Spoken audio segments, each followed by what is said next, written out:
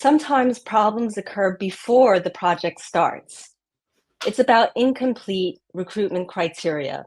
Let's dive in.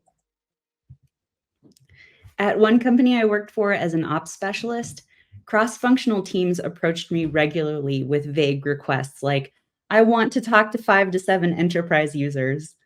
One of ops' greatest assets is their knowledge of pre-existing data or user sources, but missing criteria limits ops and how resourceful they can be.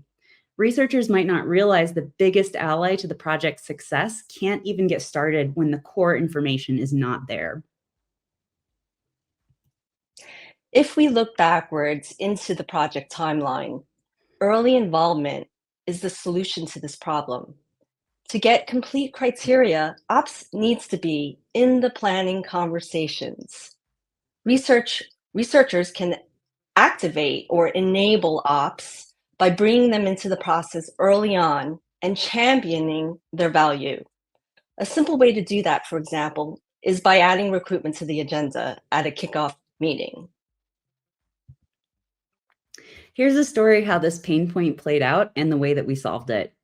I was an ops specialist and Julia was the researcher, and we faced a challenging situation where we needed to quickly interview users about a brand new feature.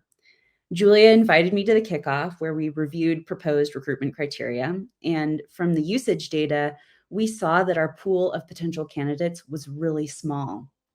But because Julia invited me to the kickoff, I had time to reflect and plan before starting recruitment. And I recognized that some of the people I was engaging with in our early adopter community were users of this new feature. I knew they might be more willing to participate if I approached them directly because they already knew me. I remember that study really well, Kate.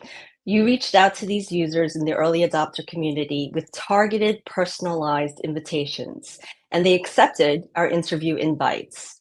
What Kate basically did was participant matchmaking.